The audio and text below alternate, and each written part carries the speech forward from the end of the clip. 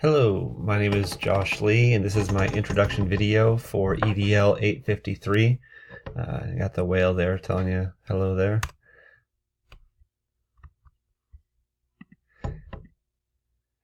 First of all, personal demographics and stuff about me. I'm from Colby, Kansas originally. I've lived in Kansas my entire life. I'm married to an educator. We have 3 children. They're 12, 11, and 5.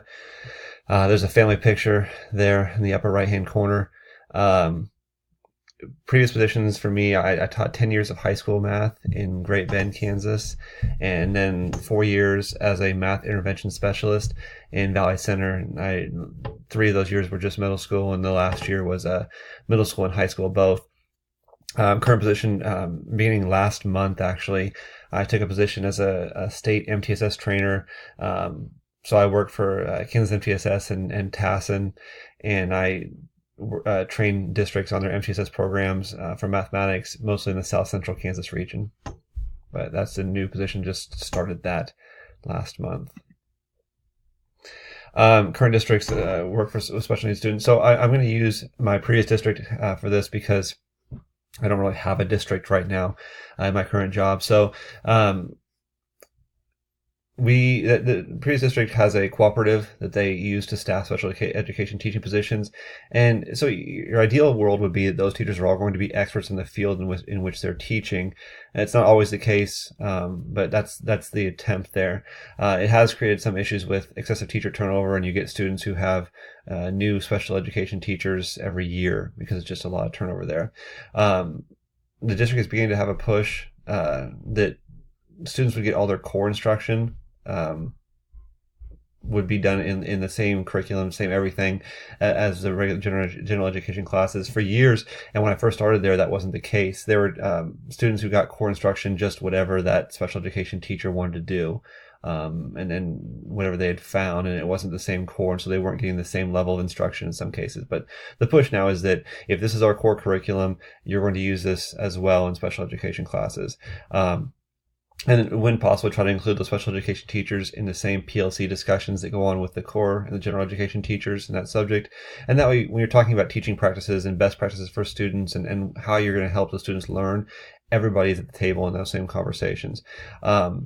There's some discussion over inclusion versus non-inclusion. In my district, the lower elementaries are mostly inclusion, where special needs students get their instruction in the same room as everybody else. There's a break at the intermediate level where that doesn't happen anymore, and some of the special needs students are then put into classes like separated with a special education teacher, and then that works its way up to the middle school and high school, because once they've done that, it becomes difficult to make that go away. So that's an issue.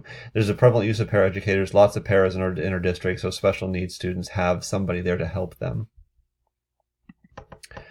My personal practices. So as an intervention specialist, when I had that position, I worked closely with special education teachers. That was just, we had a lot of the same students.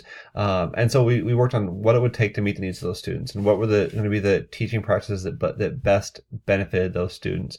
So I was very involved in that. And in my current position, I'm an advocate for inclusive practices. So research says that it's best if special education students are getting their core instruction from a core teacher in a general education classroom. And that's the push that we're trying to get is get those students into the core classroom so they can get what's best for them to learn. So then the plan for the district, and again, I'm going to use the district that I just got out of. So I think the plan is to move, that would help the district would be to move towards inclusive practices for all levels. So we want to get, what's happening at the elementaries is to keep going all the way up and get more inclusive practices so that we have those students in the general education classroom. I think by starting at the lower grades and working its way up, this is going to be something that makes the tension on teachers and the stress for teachers a little bit easier.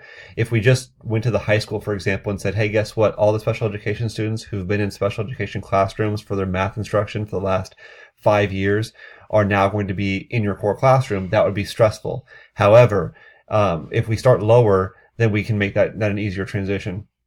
I think we need to train more staff in co-teaching and bring those special education teachers into the general education classroom in a co-teaching model. And by doing that, then we get the opportunity to have those teachers working with their students and helping be the access masters. You know, we have core masters and content masters with those with the general education teachers, we use the special education staff as more of an access master to help those teachers get the access to the material for their students. We need to have that mentality that the students are our students. All the students in our buildings are our students. It's not these are your students and these are my students. These are our students, all of them, and we all need to work together to do what's best for those kids. And then we all need to consistently review IEP goals, and we're going to make sure that we're meeting the needs of the students. We aren't just checking off something on a list or copying and pasting from one IEP to the next IEP. We want to figure out what are the things that are going to best help that student achieve at the level that we want them to. And then we need to talk about funding and the impact of funding on my plan. Overall, funding's going to have very little impact. I think the plan that I had could go into practice with very little funding changes. We're just trying to get those special education students the support they need from the people who can help them the best. Now, if there were extreme cuts, obviously that would cause issues with staff. We talk about having enough room for students in general education teachers or with paraeducators or with special education teachers. We need staffing to stay consistent. We can't have cuts where we end up with layoffs. And then there's some small expenses that are associated with training our staff on co-teaching, transportation to and from trainings or finding some substitute teachers to cover classes when teachers are gone, little things like that. Nothing that's going to be a huge issue with funding, but just little pieces that we need to keep track of so that we can account for them when we talk about our funding issues. Thank you.